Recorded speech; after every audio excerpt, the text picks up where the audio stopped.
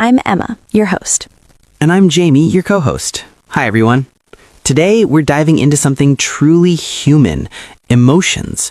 We'll explore how to talk about your feelings in English, clearly, confidently, and with the right words for every mood. Exactly.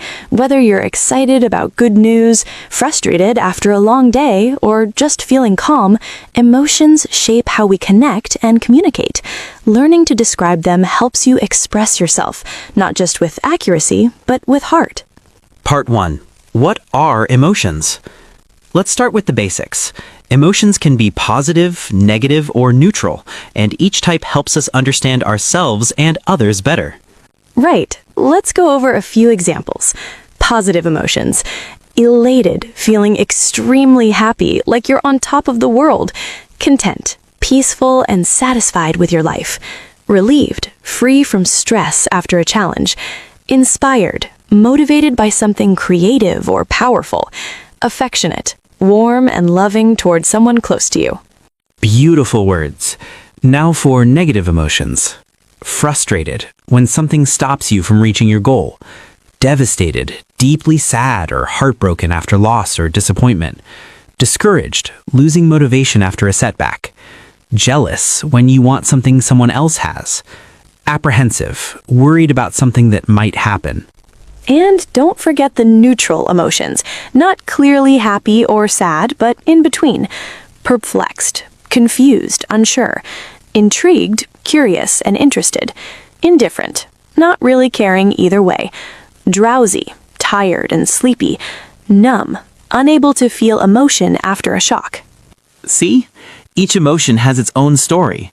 The more vocabulary you know, the better you can describe that story in English. Part 2. Asking about emotions. Let's practice how to ask about emotions. If you want to show care or curiosity, use phrases like, "How are you feeling today? You look a bit tired. Everything okay? You seem frustrated. What's going on? I'm here if you need to talk." These are wonderful for daily conversations. They show empathy and help you connect. For example, "Hey Jamie, you seem a little quiet today. Are you okay?" Perfect example. That's how we make people feel seen and supported. Part 3. Expressing your own feelings. Okay, now let's switch roles. How do you express your emotions in English? Here are some natural ways. I'm feeling overwhelmed with work today. I'm really excited about my new project. To be honest, I'm a bit discouraged after that exam. I'd love to join, but I'm feeling under the weather. Nice. Notice how each sentence uses "I'm feeling." That helps you take ownership of your emotions instead of blaming others. It's confident and polite. Exactly. And body language matters too. Make eye contact, use open gestures, and choose the right time to talk. Maybe not in front of a crowd. Part 4. Common idioms for emotions. English has tons of emotional idioms. Let's look at a few fun ones. I'm over the moon. Extremely happy.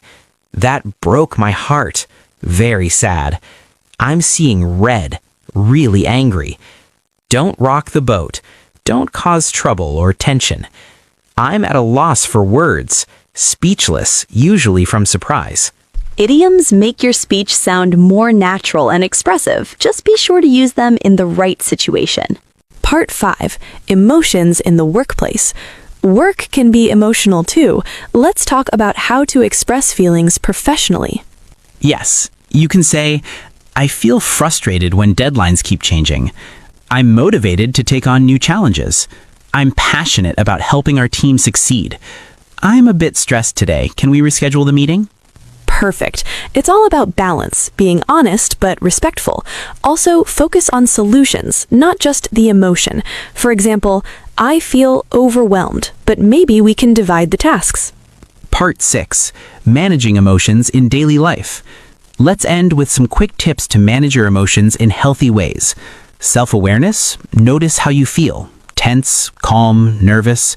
Healthy coping, exercise, journaling, or talking to a friend. Positive self-talk, replace "I can't" with "I'll try my best." Ask for help. Reaching out is a sign of strength, not weakness. That's so true. Emotions are not something to hide. They're part of being human. The more you understand and express them, the more confident and fluent you become in English and in life. Part 7. Wrap up. So today, we learned emotional vocabulary, idioms, and real-life expressions for every situation, from joy to frustration to calm. And we learned that language isn't just grammar, it's how we feel and connect. Exactly. Now it's your turn. Tell us in the comments, how are you feeling today and why? Use one of the new words from this episode. We can't wait to read your answers. Don't forget to like, share, and subscribe to English Pro Space for more warm, real, and practical English lessons every week. And remember, learning English isn't just about words. It's about expressing who you are. Beautifully said. Until next time, keep learning, keep feeling, and keep growing. Bye, everyone.